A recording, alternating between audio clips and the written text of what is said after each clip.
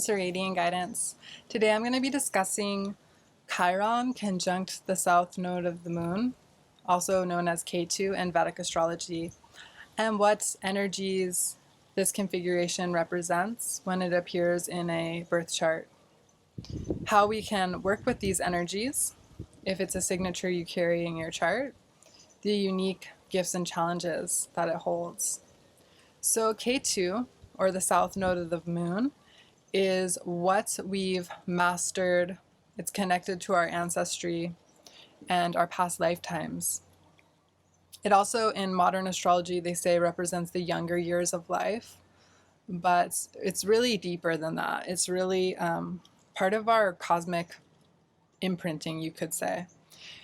And it also represents that which we're a little obsessed with, because it's a very familial, comfortable energy to us. Not always to our benefit, though. So that's where Rahu comes in, the North Node. This balances the energy of Ketu. It's our dharma and where we are striving towards. But even Rahu has this relentless energy to it.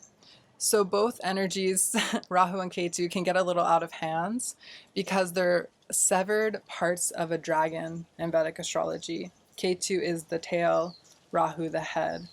And so there's this kind of yearning that goes into both these energies. But ultimately, we can balance or integrate the two sides of ourself, where we've been with where we are going. So when we have Ketu, or the South Node, conjunct Chiron, Chiron is the wounded healer. He was an outcast. He was a centaur that was defective, you could say. He was wounded. And because of this, he unturned all these stones and mastered all these various modes of healing, astrology, herbs. I think he even worked with music and sound.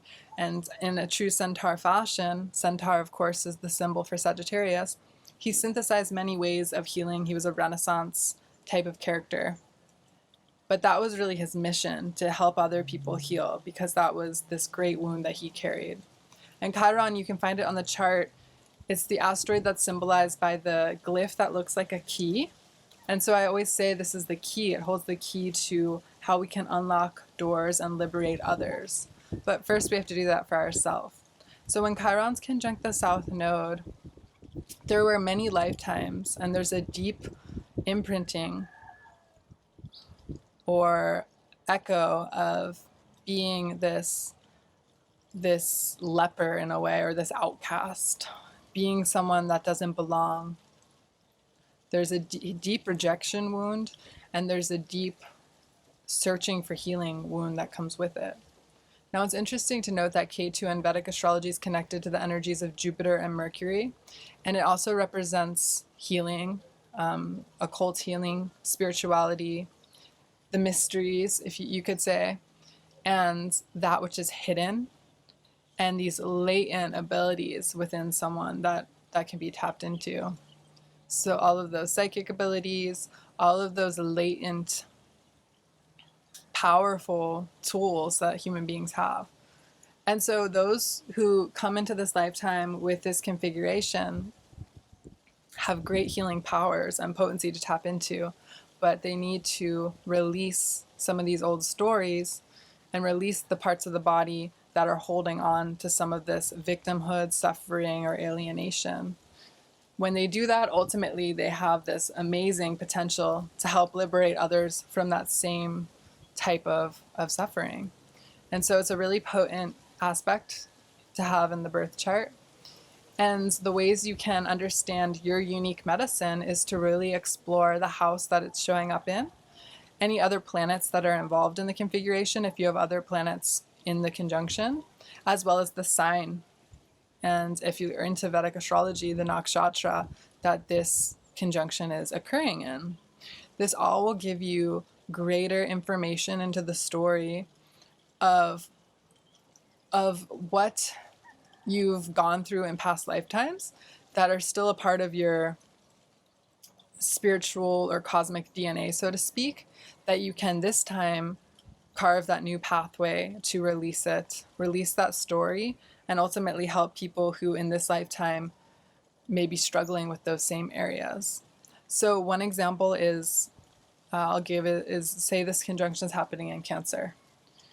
So you have Chiron conjunct the South Node in the sign of Cancer. The areas to really focus on the body would be the stomach, that instinctual knowing, your connection to nourishment and trusting yourself and loving yourself, and also the womb space, which is just below. So that has a lot to do with your creative power, especially feminine bodied individuals who have this placement. There's a mastery that can happen around womb healing, sorry, not wound healing, womb healing. And once you release that, you can help others release that. And that can be a great area of work to tap into. Also, like I said, has to do with motherhood and our connection to mother if it's happening in Cancer. You can kind of see where it's happening for you, get a greater insight into what unique medicine you carry. And you can ultimately release this feeling that you need to search for more answers. It can be just as simple as letting it go. It can be just as simple as releasing that suffering. Because there's a tendency with this placement to get stuck in the victim mentality or stuck in this loop of feeling like something is wrong with you. And that can actually just prolong the healing that is available instantaneously. So if you have this placement, or if you would just like a holistic session with me, I look at the chart completely. I don't answer questions and comments about specific charts because I don't have the full map in front of me, and I really need that to be able to see the whole story arc and the whole picture of what's going on. It would actually be a disservice to try to answer that out of context, if that makes sense.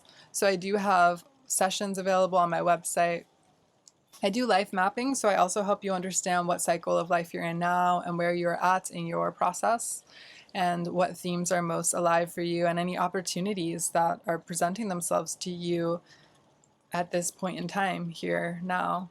And so I would just like to remind you, if you have this placement, you have immense healing powers and gifts and a unique potency to really share with the world, so long as you remember to release the story that you're not healed, because you actually have the capability to do that work in this lifetime and share it with others. Thanks for tuning in. Have a beautiful rest of your day.